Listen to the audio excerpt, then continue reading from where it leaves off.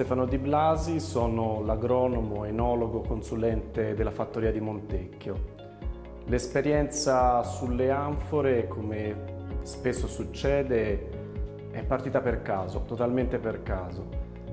Questa è un'azienda che produce ovviamente, oltre a uve e quindi vini, produce anche terracotta, e quindi qualche anno fa Riccardo Nuti, che è il titolare dell'azienda, mi chiese di realizzare un vino nuovo. Siccome si sentiva già parlare un po' dell'utilizzo della terracotta nel vino, gli proposi di fare un vino in terracotta, e quindi ovviamente partimmo con la vinificazione del Sangiovese, che è la varietà principale che viene prodotta in questa azienda. Non avevo grandi aspettative, pensavo che potesse essere anche un po' una moda passeggera di qualcuno che aveva, diciamo, un po' questa voglia di famolo strano, no? E quindi feci questa vinificazione senza neanche senza grande aspettativa in fondo.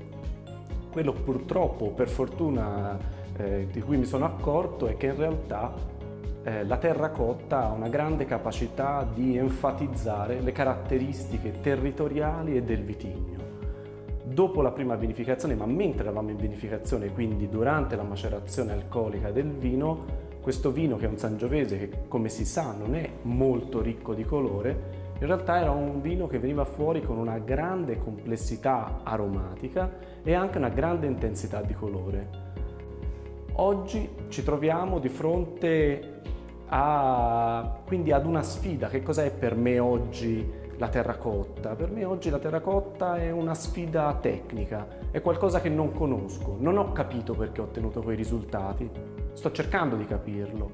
Abbiamo fatto diverse analisi, abbiamo cercato di capire la combinazione del colore, abbiamo cercato di capire il livello di ossigeno, quindi la quantità di ossigeno che passa attraverso l'anfora. Abbiamo capito che effettivamente è un contenitore con delle potenzialità particolari e dobbiamo capire ancora molto. Abbiamo provato a fare dei confronti tra una vinificazione solamente in terracotta, con le stesse uve vinificate soltanto in acciaio, le stesse uve vinificate con una tecnica più consueta del nostro territorio, che è quello di produrre il Chianti classico e magari il Chianti classico riserva, quindi anche con un po' di utilizzo del legno. Quello che ci stiamo accorgendo, ed è la cosa che ci sta dando maggior soddisfazione, è appunto che riportiamo in luce, ridiamo evidenza in modo chiaro alle caratteristiche del Sangiovese.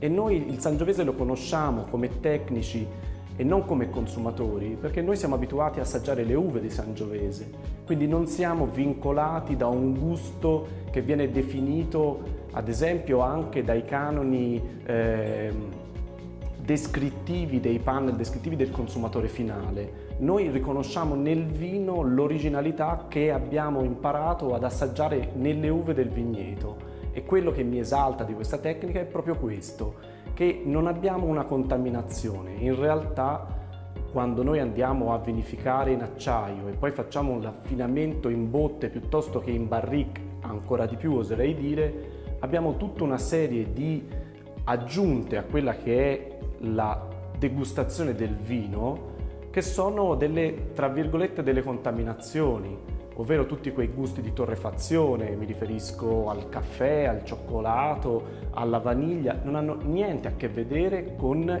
il vitigno o col territorio di origine.